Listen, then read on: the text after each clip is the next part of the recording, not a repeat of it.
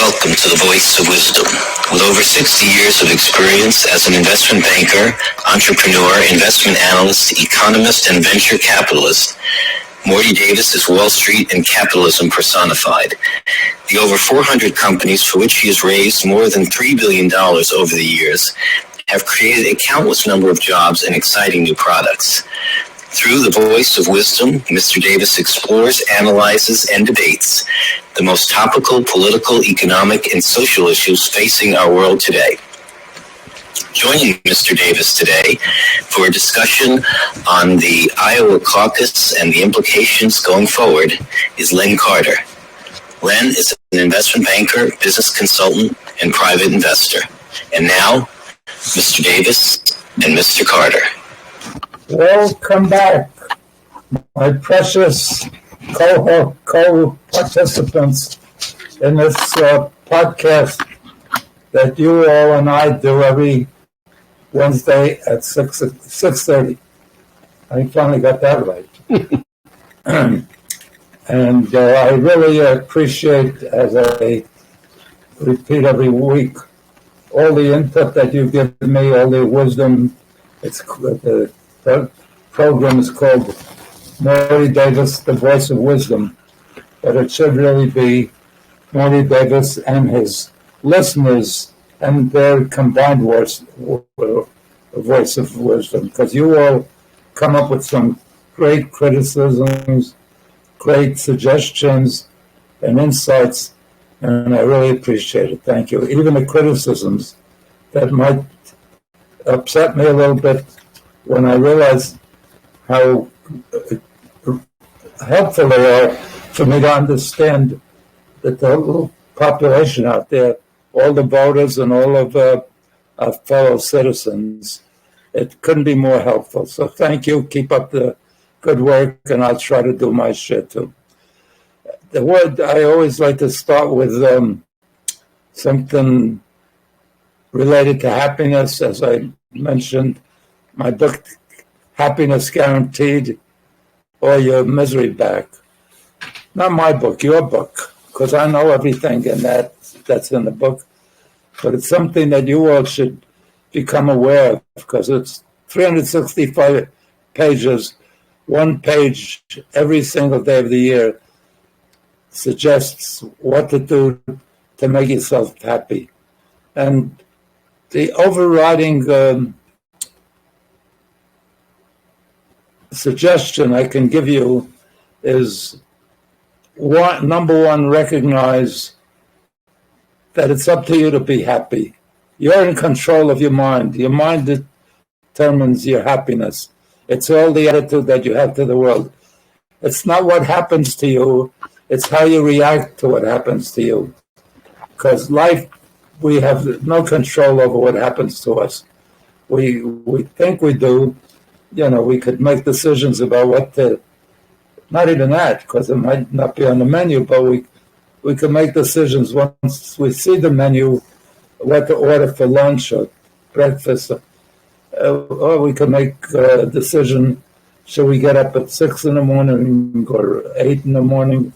Or, I mean, some decisions that we have almost total control of, even that we don't have, because issues come up that may interfere with our best laid plans.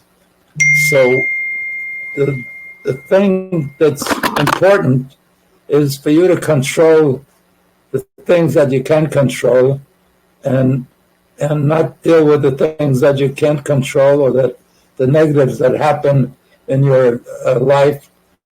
Take every lemon and turn it into a lemonade. As long as we're on this earth, human beings will always have problems. And even if almost everything else in your life is going great, the minute you turn on the TV or read the newspaper, it's enough to depress you. So, as I say all the time, don't worry, be happy, don't let it influence you, and have a purpose.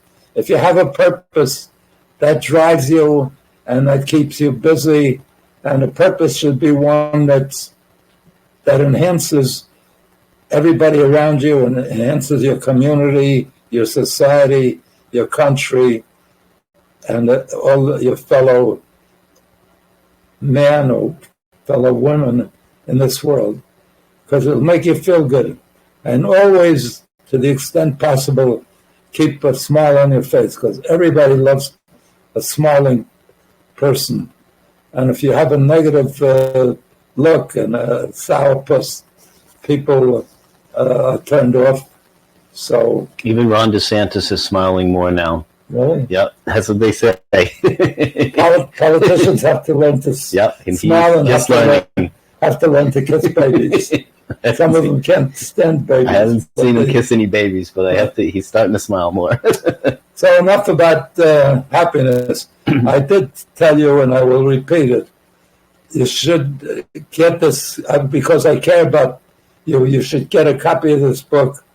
And if you're not happy with it, if it doesn't help make you happier, if it doesn't add to the quality of your life, then send it back to me, and I'll give you not your money back, double your money back, whatever you paid. Send me the slip, your purchase slip, and whatever that slip says, as long as you don't manipulate it like the president of Harvard did with her PhD stuff, plagiarize it. If it's a legitimate purchase slip, I'll pay you. I'll send you a check back twice the amount of that slip. And now, without further ado, let me introduce you once again to Len Carter, who's brilliant. I have him back all the time because he really is like my co-host. He adds so much. I have a lot of people who have volunteered.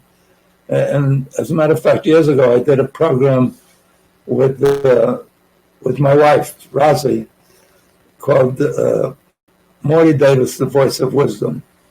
And in due course, she got tired of, she joined me and, brought me coffee during the program, brought me Coca-Cola, whatever, brought me some papers that I might tell her to fetch for me. But after a while, she says to herself, what am I doing? What am I? It's just a servant or a slave to Morty. I'm going to start talking. Once she started talking, we had to change the name of the program. Morty Davis, The Voice of Wisdom, and Rosie Davis, The Real Voice of Wisdom. And so she took over the program actually improved a lot. Anyway, whenever I wanted to invite guests on, for example, I invited to a group that I was part of, a leadership group in Washington, D.C. I invited as speakers over time the governor of New York, George Pataki, at that time, the mayor of New York, the famous, it's become even more famous now, Rudy Giuliani. I invited somebody who became a good friend of mine, Hillary Clinton, to speak to our group. I invited the Secretary of State, Brzezinski, Secretary of State under Jimmy Carter, I believe. Anyway, and Rosie said, no, don't let's have guests. We should talk. The politicians and those kind of people talk too much. So even though I wanted to have them and I thought they would improve the program, I never invited any of those guests to appear in the program. And most of what she liked was my daughters would call in under, we had 4 daughters, would call in under different names, but she knew their voices, so she knew they were healthy and alive no matter where they were, and that's what she liked. And also, they asked some good questions or posed some interesting challenges. So it was a family get together.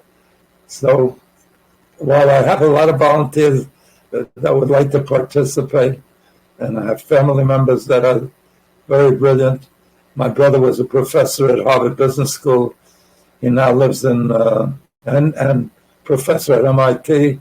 He now lives in London. His two sons moved after they were educated in London. They were initially brought up in their earliest years in Manhattan on Fifth Avenue. And then they moved to London, where their mother was from. And then when it came time to go to college, they both sons, both my nephews, decided to go to Harvard undergraduate, so they got a Bachelor of Arts degree at Harvard, and then they went, both of them followed their father and myself to the graduate school. All four of us went to Harvard Business School, graduate school, as did my nephew's current wife. He met her at Harvard. So we have a lot of, and my nephew just told me today that he's teaching a course at Harvard Business School. He's brilliant. He works for one of the top money managers in the United States, maybe the top money management in terms of respect. Warren Buffett, I'm told, calls that group at least once a week. So that shows how much they're respected and how valuable their knowledge and their advice could be. So, and my co-host likewise is a graduate of Harvard Business School, top of his class, just as I was. And so we speak relatively the same language. It doesn't mean that he agrees with me all the time. As a matter of fact, that's the one time that I'm sorry I invited him to be on the program, because whenever he argues against me, he makes better points than I do. So without further ado, let's get to the issues that we decided we might discuss today. So, as you said last week, these are interesting times. Yeah. And we've kicked off the 2024 race last week with the first primary, which they call a caucus in Iowa. So it's important because it's the first one. It sets the tone. It sets momentum. Everyone looks at it till they get bored a few months later, and then they stop looking at things. But less important in the sense of what it actually reflects in terms of the makeup and backgrounds of the general election, certainly even of the Republican Party, but of the general election. So a few interesting things just to start us off here, just on what some of the exit polls revealed. Obviously Donald Trump this is the third time he says he's going to win. This is the third time he says he's going to win. Third time he's running. Right. I guess there wasn't even a caucus last time. He didn't win the caucus. There was a caucus, but he came out number 2 or number 3 in 16. I'm saying in 2020. Oh, I don't think 20, so. So the last time, right? I don't think they did it. So in the last time, he lost to Ted Cruz. Yeah, when you're the president, you don't think they do. Like there was no Democratic caucus. No. So he lost to Ted Cruz in 2016. It was a little closer. It was in this case.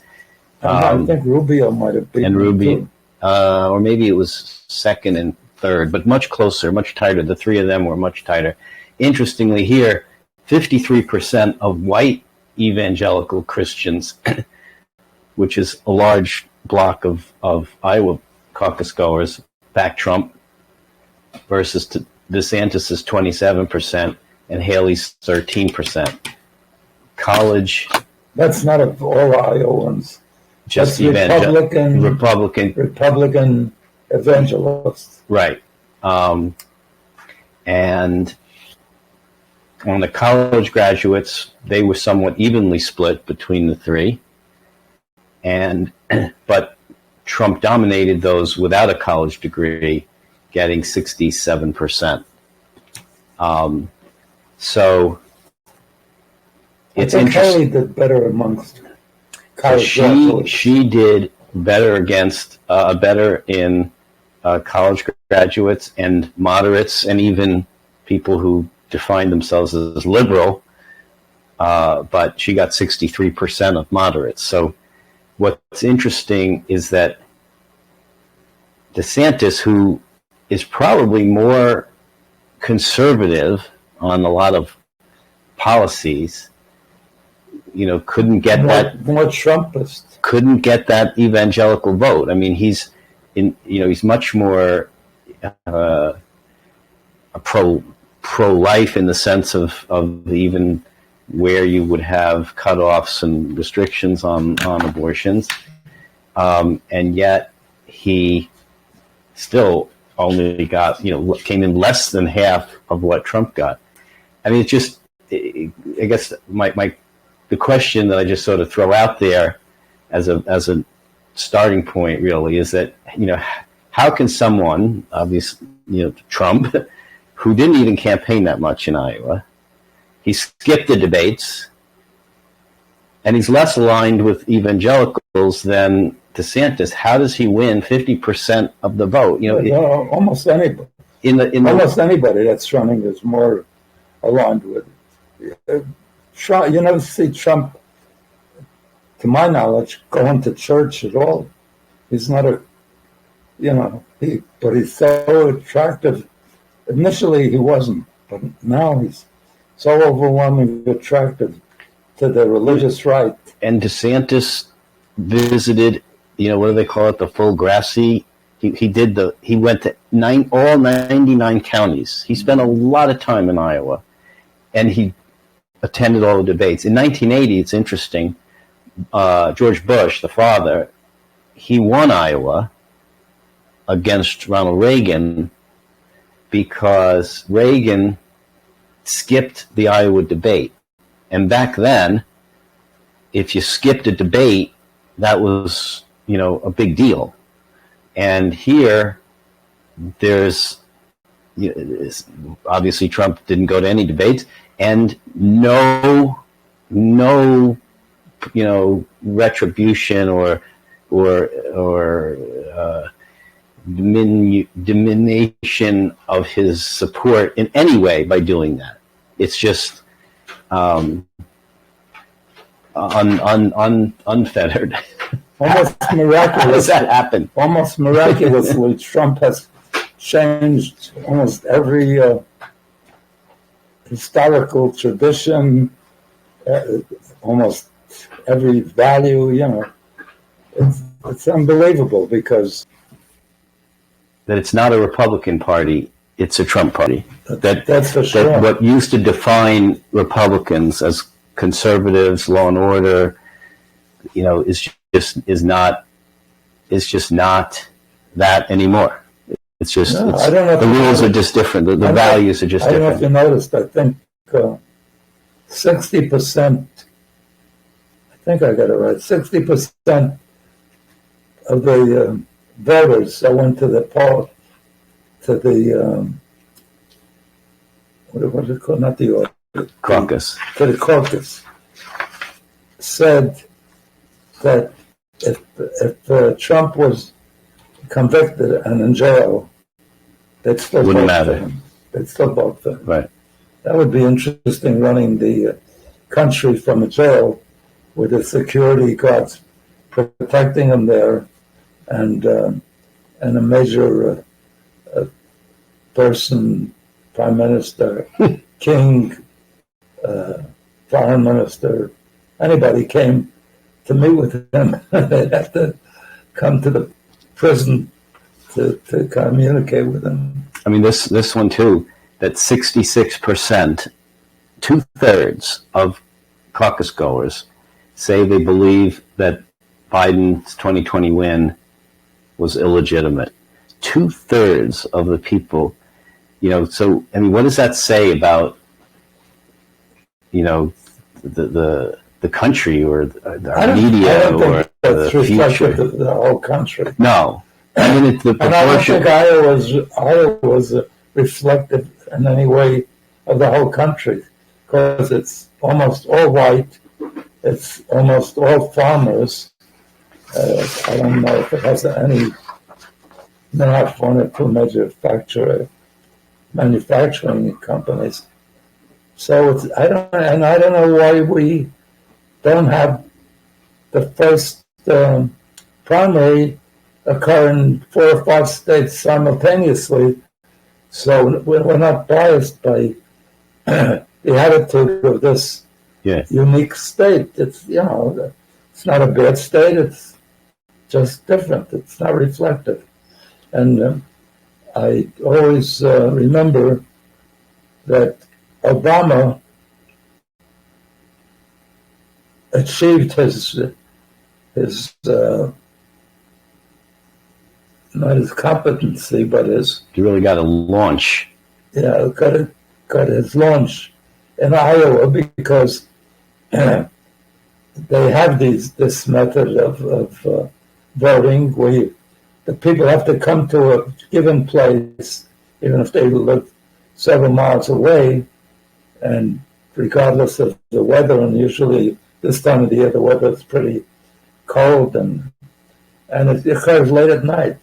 So in that first election when Obama, in a sense, had the audacity to run for president when he hadn't served in any major role, he had won a senatorial appointment or vote election in Illinois.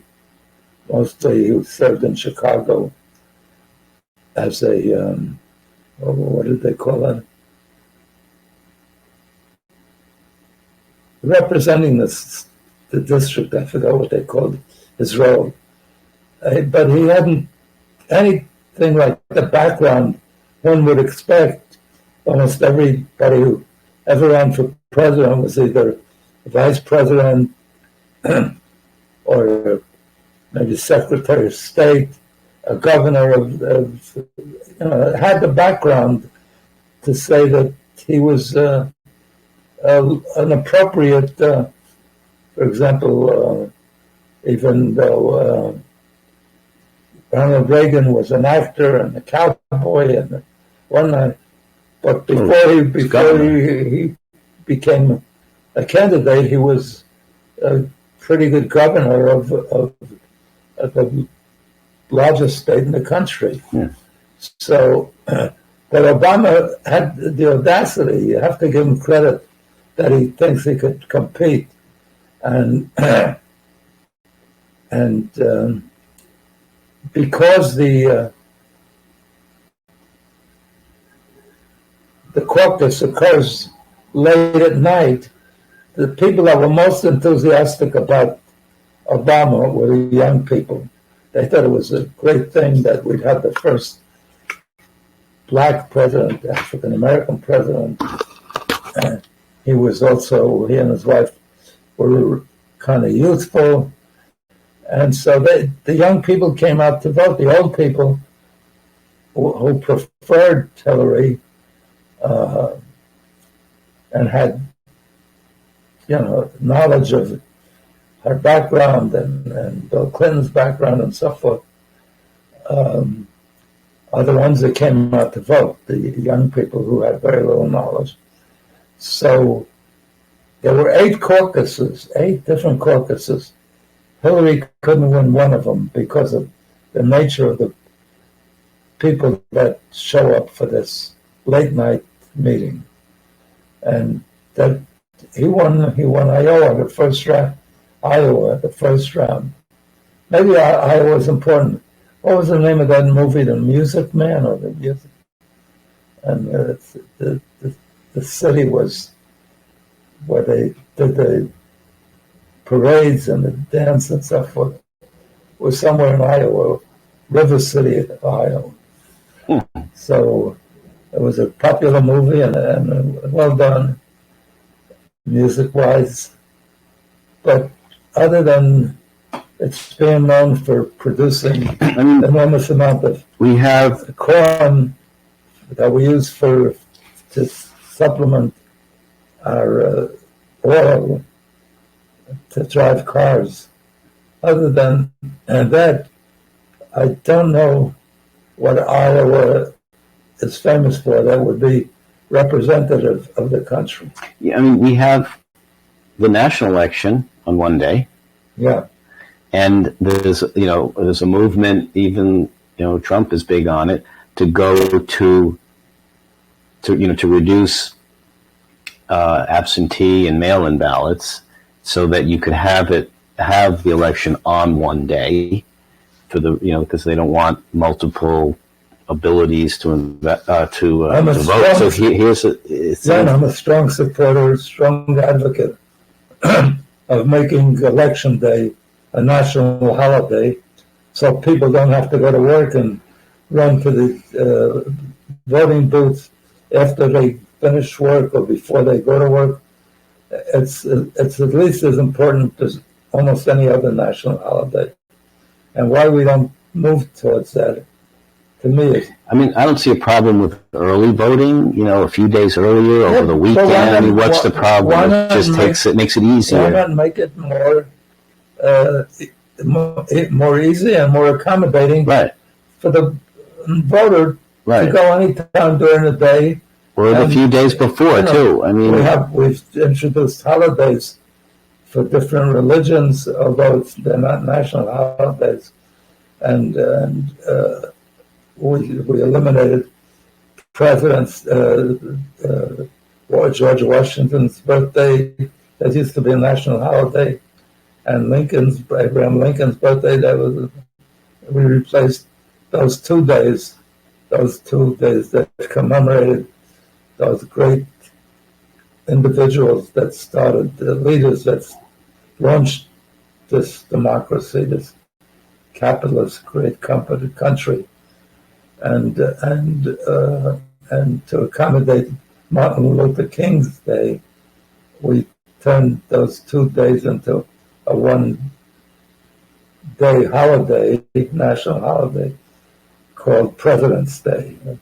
I think that was a disservice because it doesn't define, as Washington's birthday did, or Lincoln's birthday did, the importance of specific leaders that founded this country. So, but there's no reason not to do it. I mean, it seems to have some bias to prevent people from voting. Right, and then what happens? Because this is another issue that gets brought up is, the media starts to project winners before the polls are closed or before the caucuses are finished. Mm-hmm. That's.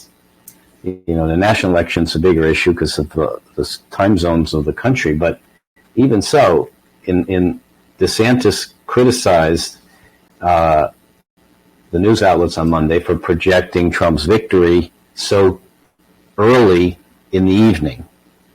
And Trump projected his own winning even earlier. Trump said, he won. And where did all these votes come in the middle of the night? And they brought in bags of not bags. What is it called? With the tubs, votes. From Pennsylvania, from different places. It turns out when the courts looked into it, because they Giuliani and others representing Trump that challenged the victory of the election of Biden. They could find none of that. There's a couple that won a black mother and daughter, African American, who said that the polls and they had a picture of them handing each other, having the mother handing the daughter, or the daughter handing the mother something. They say, you see, they were passing around votes that were for Biden, that instead of the ones that were for Trump. And it turned out that it was... what, the sandwich? No, like cough drops, sucking candy or something. So there was, to this day, there's been no proof that anybody could bring to that effect. And as a result of that accusation that they did that, they've been maligned. They had to move out of their house. They've been threatened, this mother and daughter, and they brought a lawsuit of defamation of character and how it negatively affected their very living. They can't go back to their house they lived in because everybody has the phone number and the address and so forth. And they were awarded $48 million in claims of being hurt, and another what is it called? Punishment. Punitive damages of another $72 million. I think a total of $148 million or something, which is a good day's pay for serving as somebody who does this voluntary important work, and it should be well paid. But people do it out of their patriotism, and should at least be recognized, if not rewarded monetarily, by the rest of us. So I don't know. It's also interesting to see, and I can't explain it. See, what do you think? Like the fading influence of other officials in the state in primaries. You know, Iowa's popular governor, Kim Reynolds, and more than half of Iowa's Republican lawmakers back to DeSantis. Yeah. Didn't matter. So, well, that's real endorsements, but it doesn't matter. No, but if you don't realize, Len, by this time, that Trump has such a hold on his followers, on the MAGA followers, that it doesn't matter. Every time he's brought down and convicted of another crime, his followers get more supportive, give more money. The day after these convictions come through, Trump does a big fundraiser and brings in. So it's more like a cult. Doesn't matter if you get the endorsement of the president, the governor. It doesn't matter who you get. Pence was vice president. Nobody cares what he says. He could back somebody else. Well, Pence is, in some cases, has been run.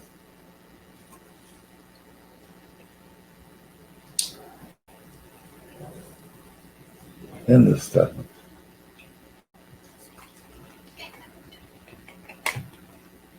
He opened it. Excuse me, I just wanted to get a drink, and I couldn't open the... It's certainly not about winning an election, because if you look at what Nikki Haley said in her concession speech, that she says Trump and Biden both lack a vision for our country's future because both are consumed by the past, by investigations, by vendettas, by grievances. America deserves better. She says that she's the last best hope of stopping the Trump-Biden nightmare. So interesting how she puts them both together. Won't go after Trump, but puts them both together and says that Trump Biden nightmare. And in terms of winning, she's right, because when you look at Trump Biden in a general election, it's close. Sometimes, within margin of error, either one could win, like 2020. But when you look at Haley versus Biden, it's like a landslide. Really? Like, it's clear, head and shoulder clear, she wins, because she wins all the moderates, all the suburban voters, all the people that voted for Trump in 2016, who now may or may not vote for him because of what things that happened. But so it's like, if the Republicans really wanted to win this election, really wanted to win, not get a particular candidate but really just wanted to win because they believed in conservative values and wanted a Republican in Washington, they could do it. All they'd have to do is put up somebody, Haley or even DeSantis. I think also. There's no more Republican party. It's like there's a Trump party. There's no now, more. The Democrats aren't to blame. And not only that, did you hear Trump talk about Haley?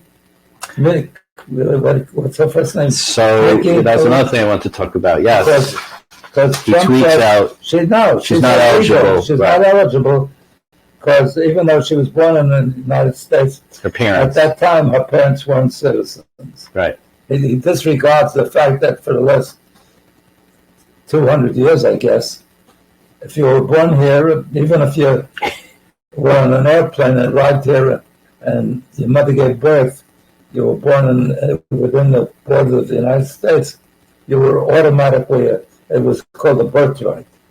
So very much like he did before Obama won, said Obama couldn't be president because he was not a citizen, he was a foreigner, he kept saying he wasn't legitimate as meeting the criteria. Yeah. I mean, he had a better case then because what he said about Obama was Obama wasn't born in the country. He's not denying that Nikki Haley was born in South Carolina. What he's saying is her parents. Yeah, but Obama was born in Hawaii. Well, they disputed where he was born, Hawaii, or this or that. But Trump wasn't going after Obama's parents. Here, he's not denying that she was born in South Carolina. He's saying her parents, and they were immigrants from India. And he tweets out the other day that, because her first name is Nimrata. Her name is Nimrata. Nikki is her middle name, and then her last name is not, maiden name's not Haley. Her husband's name's Haley. So, and she's always gone by Nikki, so she became Nikki Haley. But he tweets out Nikki, quote, Nimrata, and he even misspells it, like not even as Nimrata to use the correct spelling, but Nimrata as a further insult. Yeah. So it's, is that a dog whistle to voters? Even with Haley saying, she would win and the Republican Party should choose her logically because Trump has lost everything since 2016. In 2020, he lost to Biden. He lost in 22, he lost what's supposed to be a big win. Well, it started in 2018. The midterms in 2018. When he came into the White House, he had the Republicans had the White House, the House, and the Senate, all three. Yeah. Then in 2018, they lost both, I believe. Yeah, usually. And then in 2020, they got this. They got no. They 2020. He lost the House. But in 2018, he lost the House. Yeah. That's how he got impeached twice, because he lost the House. Then in 2020, he lost the Senate on top of the House. So Biden had all three. Then in 2022, the Republicans got the House back. But it's been in 2018. In 2018, right? They lost the House. That was typical. 2 years into the new presidency, right? But in the last 100 years, yes, the president has always lost the House or the Senate or both. Mm-hmm. That's usually a landslide. And in 2022, they expected, because there was a new president, yep. Biden, that he would lose overwhelmingly. The Republicans, without realizing it, helped Biden win because they passed, the Supreme Court, and Trump brags about it, that he appointed 3 judges that got rid of free choice for women. Which he did. Well, yeah, but it overwhelmingly brought out the women, who are at least half the voting population, and even ones that were leaned strongly toward the Republicans. Many of them believed that issue should be not taken away. Not that privilege should not be taken away from women. So, given the hypothetical straw polls between Biden and Haley, or Biden and DeSantis, and Biden and Trump, are there Democrats, and all that's happened when Trump tends to back people, they don't always do great, in fact most of the time don't, are the Democrats happy that Trump won Iowa and is on a roll to become the nominee? Are they actually happy? I think the Democrats would rather run against Trump, as they did in 2020, where Biden got 7 million votes more. I think the biggest margin ever, maybe, than Trump. But I have to point out to you that notwithstanding all the criticism that Haley says about Trump and Biden, but particularly Trump, when asked, and the same with DeSantis, when asked if Trump wins, which looks overwhelmingly like he will and should, based on the polls, based on the results in Iowa. I don't know about Michigan, but even in Michigan, he's still going to make an important impact. His vote is going to be significant. Haley may beat him on. You mean New Hampshire? New Hampshire. What did I say? Michigan. That's coming up too. That's another swing state. But Michigan's next week. New Hampshire's next week. I meant New Hampshire. New Hampshire, Haley's got a good shot. They're tied. I saw a poll where they're tied. He and Trump. So I'm saying, but when asked, both of them, DeSantis and Haley, I almost said Hillary, Haley, both said that they would vote for Trump. Now that's a big help to Trump, because it gives a license to all the Republicans. They say even the guys, the 2 people that are strongest against him and competing for him, say that it's all right to vote for him, notwithstanding all the so-called illegal things he did, all the criminal things he did, all the rape he was found to have, because now he's being up in trial how much he should pay the woman he raped in Saks Fifth Avenue. Assaulted, yeah. Well, I think in a trial he was found to have. He was found liable of sexual assault, not rape. Oh, is that it? Yes. Is that better? I don't know. Not if you're the victim. But so. No, but that gives like an approval of, the only, I could vote for. The only Republican that I've heard who said Republican who said, "I'm not voting for Trump." It's Liz Cheney. Oh, and Christie too. Yeah, that's right. And Liz Cheney. Yeah. And she's serious. I mean, she's a real conservative. She's not a absolutely flip flopper. She's a true conservative. She always voted like 95%, 90%. Yep. You can't say Trump would call her a rhino, but she's not. No, but she says how dangerous he is. Yeah. And Christie says the same thing. It's interesting because when Trump gave his acceptance speech at the caucus the other day, he was actually... MSNBC didn't play They all started. They played like the first 2 minutes and then cut. The only ones that kept going were Fox and the other, Newsmax and. How about CNN? No. They did the first few minutes and then they went to commentary. But he was strikingly civil. He called them Nikki Haley and Ron DeSantis and Vivek Ramaswamy. Wow. He wasn't insulting. He wasn't using the nicknames he usually does, and he wasn't, it's he didn't say, which a lot of people thought he was going to say then, it's over, time to get out and get in line.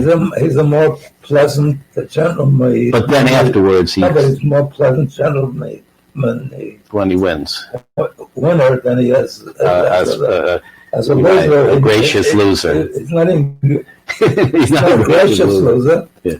He never concedes. To this day, he hasn't conceded, and most of his followers, as you pointed out earlier, believe he won. So they're not. Doesn't look like only. I guess Asa Hutchinson backed out, ended his campaign, and so did Vivek Ramaswamy, who went to support Salami. What's his name? Vivek Ramaswamy. He's backing Trump. But the other two, Haley and DeSantis, don't appear to be leaving so quick. It's probably going to be a money issue. When it'll be up to their donors as to when they have to stop, because it's money that keeps them going. So if they don't have money, they'll have to stop. But for now, they seem to be going strong. I mean, Haley's going to see what happens in New Hampshire. South Carolina, I think, is going to be.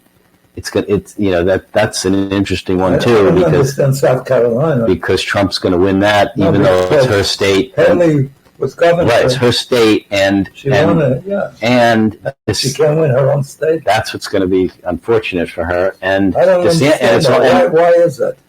So many evangelicals again. So many followers. Maybe she's too. So many followers. No, and it's one of the. Maybe she's too liberal for that state. No, it's one of the most overwhelmingly African American. It's a third. About a third. I don't know if there's another state. Right. Maybe Mississippi. So it's very high. Yeah. So you only need. So how come, some of the Republican, the white voters to. I don't know. It's the same thing that you were saying. It's just it's a magic. I don't think It's just a magic. I think I don't have any evidence. I've never looked into it, but I don't think African Americans have a tendency to participate in the primaries. I mean, they do. You got to care a lot. That's why Trump does so well, because his people are so passionate. Yeah, they're so fanatic about him that they show up. Right. Nothing matters. It doesn't matter. The weather was terrible in Iowa. Yeah. The ones that showed up are the cult followers, So that's why it can be misleading, because it's not a general election. Iowa is not reflective of a general election. I just think that's so wrong. Because, again, Obama would have never been, if not for Iowa, Obama never would have been the Democratic candidate. But once he showed that he could win, it became much more serious as a candidate, much more credible. That's true. He went into Iowa with such a bad rap, maybe justifiable, maybe not justifiable, about the Reverend Wright that the church he attended for years and years, and was racist in terms of his attitude towards Jews, towards other minorities. I don't know if it was critical of Muslims.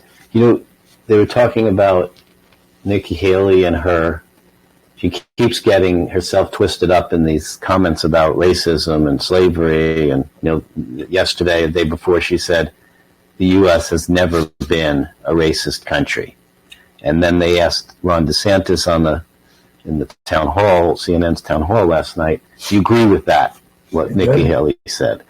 So he had already, he was prepped and ready for that. And he, gave the right answer, which is, the country was, during slavery, having slavery in the country is definitely racist, but we've made some, leaps and bounds in progress since then. Why, what people can't understand is like, why is it so hard? I mean, particularly even for Nikki Haley, who's the daughter of immigrants. She's not, and Indian immigrants. She's not, immigrants from Eastern Europe. She's even black. I don't know why they say that. Well, I mean, she would be considered person of color, however you would define that. But the interesting thing is, what people say is that she self-edits. Like, when someone asks you a question, when you're a real politician, you've been in it so long that every answer is like a question in a courtroom, like you're being lured. Right. You can step in a trap, and that's going to be a headline. So you're always like self-editing your answers. And when they said, "Has the country ever been racist?" I guess she figured in real time has to ask herself, well, if I say this, who am I going to offend? If I say that, who am I going to offend? So it's to come up with an answer. Did you see what she said a couple of days later in response to the first comment? Yeah. She said, I should have said slavery. She said slavery was so obvious. She didn't have to say it. Right. So. And then, the other day, has the country ever been racist? She went through it once, so she should have this time had the right answer. But still. What did she say? The country's never been racist. So that's an easy one. That's a gimme. When you ask a really easy question, you should get it right.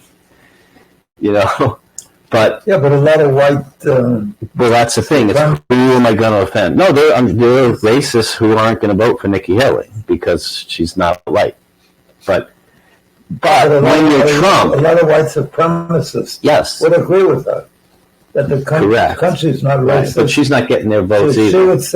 They would say the country, she's realistic. It's not racist. Right. At that time, the whole world was like that.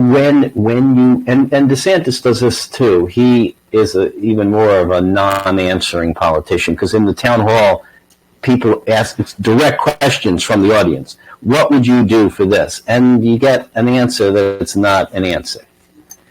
The only one that does it is Donald Trump. The only one that could get away with it. And does it and gets away with That's it. What I'm saying. Because when you don't care who you offend, then, he will always answer a question. Will you accept the outcome of the election? That's what his followers like him. Right, because he says what people think, decisive, but won't say. They say he makes things happen. Right. Whatever he promises, he makes happen. I mean, if they ask Trump, was the country ever racist? He might say yes, might say no, but he'll have an answer. He won't equivocate on an answer, because in that regard, he's not a politician. A politician is doing that self-editing. Who am I going to offend? How can I wordsmith this answer in a way that just goes down the middle and I don't offend too many people? If they play it coy, he might say, the country was never racist. There were some people that were racist, just like you said. There were at the Nazis. There's some good words. Fine people on both sides. He would say that the whole country wasn't racist. As a matter of fact, we fought a war to release them, to overthrow slavery. They lost their lives fighting for. Well, that's why the answer should have been, or even that, even if you say slavery, yes, but thanks to a Republican president, namely Abraham Lincoln, we eradicated that, and we've been making progress ever since. So clearly, it was not the whole country. When you said the country was, all these people gave their lives to overcome the racism. So you can answer it without being so broad, because the opening that she had was the country, and she could say, well, there was a segment of the country that was definitely racist, especially the slave owners that benefited. But if they were that racist, the country would still have slavery, So you have to think, but it's questions that they were not. Whenever they're not prepared for it. I mean, there's been times when they asked somebody, one of the candidates for president, where is Gimme or something? Where is? And they said, oh, she doesn't even know. Who knows these geographic things? Or one guy, who was it that said he went to Latin America, and he didn't understand this because they speak Latin. This country, the education in geography is not at the top of the... Well, that's exactly why candidates are so careful. And Trump doesn't care. It's like there's no... Because even if he gets caught, he'll either deny it or he'll change what he said. I never said Putin, would try to rig the election. I said I don't know why he would not want to rig the election, and they, so just change what he said. He's the ultimate super salesman. He really is. That he could win the people over, and no matter what you tell them, you say 90. Is it 90 convictions or 90? Counts on his indictments? Yeah, 90 indictments. The 90, it's 4 indictments, but each indictment has multiple counts to it. So it's charges. 90 charges. Yeah, or some large number. And he hasn't, maybe he lost 2 people. I mean, he hasn't lost that. Well, when you ask people, but Republicans are supposed to be for law and order, right? Aren't Republicans supposed to be law and order? They'll say, well, not that, because they were, phony charges, or it's same thing when you say Republicans are supposed to be for small government and being out of your life. Why do you support bans on reproduction, rights or whatever? Well, because that's different. So it's different when you want it to be different. I read recently that up to maybe 1989 or something, that a majority of the nation, I think 2/3 of the nation, was against, and it was part of the law even, against intermarriage between African Americans and whites. That's as racist as you could be. It was on the books in many states. Now it's overwhelmingly accepted. So, anyway, I think what else have you got on your? I think we're almost out of time, agenda. But are we? The time flies. We were going to talk a little bit about some of the issues that came out in the DeSantis town hall. We were going to talk about the Trump defamation case, which is ongoing. He may or may not testify. It'll be interesting to see if he does testify. because the judges warned him not to say, this is not a relitigation of the first trial. He'd be crazy to testify because he would defame her again. And there would be a third trial and she'd get more money. He can't help himself. Well, that's what, I mean, this trial is about what he said after he was in 2019 when he was president, and after the trial. When he walked out of the... He can't get ahead. That's like one of the reasons the next one. If he testifies, he would definitely... I don't think he can control himself. What? I don't think he could control himself. No, he thinks he's right. Yeah. You know. And how do you testify limited to damages, which is what this trial is supposed to be about, exclusively damages, not about liability, that's already been settled, damages. How do you testify about damages without opening the door to say the reason they should be zero, which is what he's going to say, is because I didn't do it. So I don't even know. The whole thing's ridiculous. He often says, you know, why are they persecuting me? What I said was the truth. You know, so that's not defaming her. I was saying the truth. Well, why is that defamation? Well, he said, I don't know. I think this was. Oh, this is one of the statements in the subsequent while he was president. I'll say it with great respect. Number one, she's not my type. Yeah, that's right. Number two, it never happened. Right. Instead of just saying it never happened, it's she's not my type. Right. So even if you would think it would happen, it couldn't happen because she's not my type. No, he says he prefaces his that was number one, was she's not my type. But he prefaces that by saying, look at her.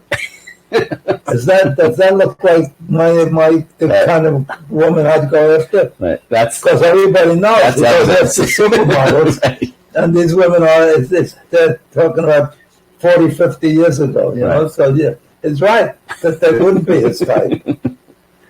As if that's evidence to support his defense. Right. Yeah, it shows that they were just out for publicity to be connected to him, you know? They're like nothing people, and they want to get recognition, and in many cases, they want to get money. You know? So we'll see. He appeals to something that the people need, that those people need, standing up to well, there's a lot of people standing up to the, what do you call it? To the establishment, and there are a lot of people who are attracted to a strong person. Yeah, that's what we need, a strong leader. Right, you know, this idea of, good. You know, you don't make peace with people by trying to negotiate and diplomacy and that kind of stuff. You blow their head off. Yeah. And then they'll respect you. I mean, it's a different view of the world, but there are a lot of people That's another thing I don't understand.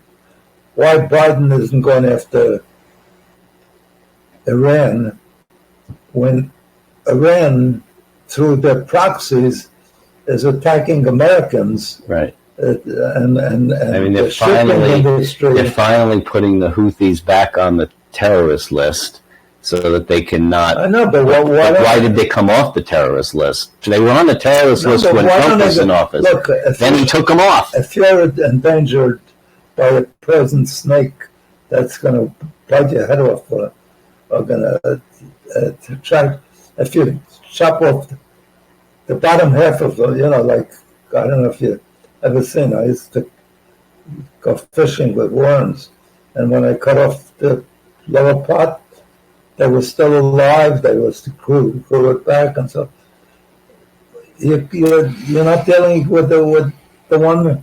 You got to cut off the head, and then the rest of it stops. And I don't know. It's like we have a hang-up. And the Khomeini made an announcement: we don't want a war with the United States. So you could do all this without going to war, and we let them, you know. It's outrageous. So, I mean, there are a few, I think that's probably Biden's biggest weakness, is that there are a few very emotional issues, that being one, the border being probably is a bigger one, is when people see that, it gets people angry. Like, why are these people coming into our country, taking our services? New York City had to close a school because they needed housing space for migrants. People have visceral reactions to that. Not only that, and why isn't he doing something about it? Every day on the television. You don't see the price of eggs every day on the television, even though you go shopping. But then he says it's coming down. Even that, he doesn't win, even if it's coming down. But why doesn't he do something? That was one of the genius issues that Trump latched onto in 2016, because it was never that big an issue. The issue was, should we make the illegal immigrants that are here a long time, should we give them a path to citizenship? And even Ronald Reagan and Bush were proposed, I think Bush the son, Bush 44 or something, the younger Bush, proposed, and senators and congressmen, even on the right, in some cases proposed, that if they have a clean record, if they pay taxes, if they committed no misdemeanors or fraud, what's the other word? What's stronger than misdemeanors? Felonies. Then they should have a path to citizenship. And DeSantis says no. DeSantis says shoot them. Shoot them at the border and deport anyone who's already here, because it just gives an incentive for people to come. If you're going to give them a path, I mean, that's that is logical, but it's not practical. It's nice to say, if you give people if you reward cutting the line, then people are going to want to cut the line. That's a logical progression, except it's not practical to deport, however, 20 million, illegal immigrants. There's an argument that we should take in more immigrants because our population, our reproduction has fallen off dramatically. And if you're not growing your population, it hurts the economy. But that's an argument for bringing in immigrants legally. It doesn't say you should let the border open. And I don't know why he doesn't do that, because he sees that if the goal is to win the election, then, even though it may help future Democrats. It's not. What? It's not. Because if the goal were to win the election, the Democrats would do the same thing that the Republicans would do if the goal were to win the election. Put up a different candidate. Because just like in Biden versus Haley's a landslide. Another Democrat versus Trump, the Democrat's a landslide. So I ask the same thing. If they want to win, why don't they do this? Because no, but even with the they don't think that way. Even with it would help.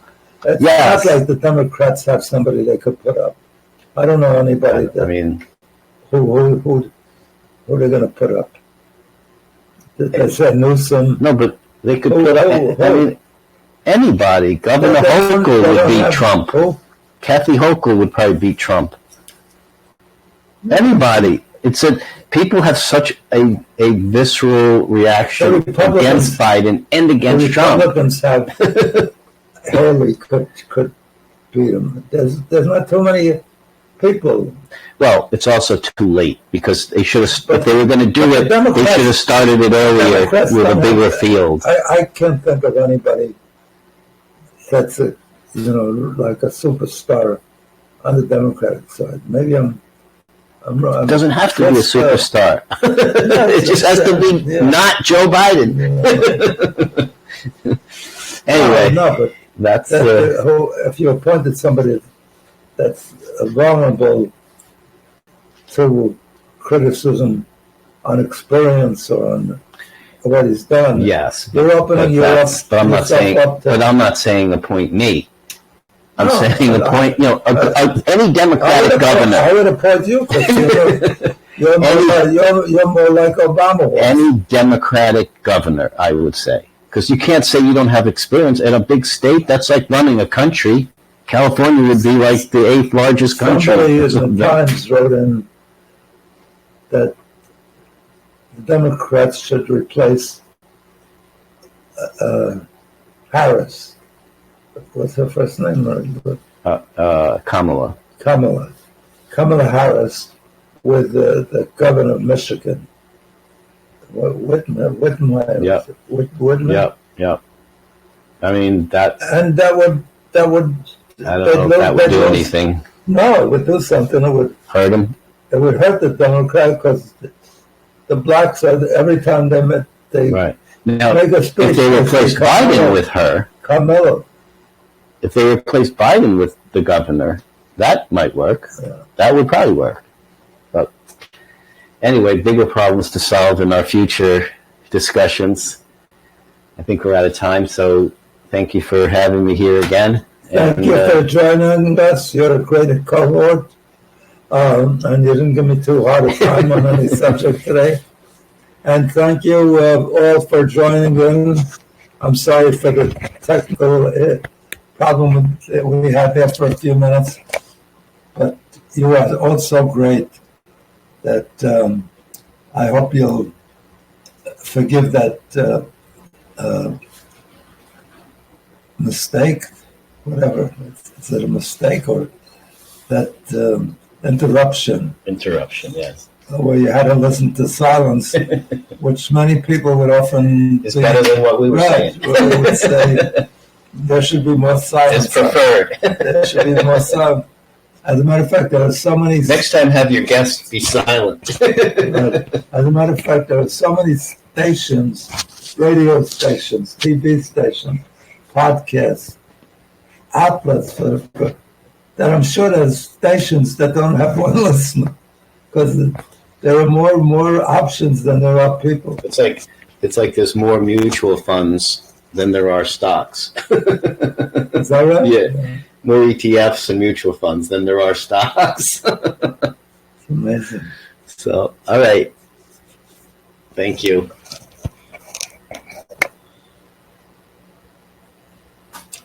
Have a great week, everybody. God bless you. You're all in my prayers for a wonderful life, a wonderful every day. God bless you and hope to see you next week. Bye.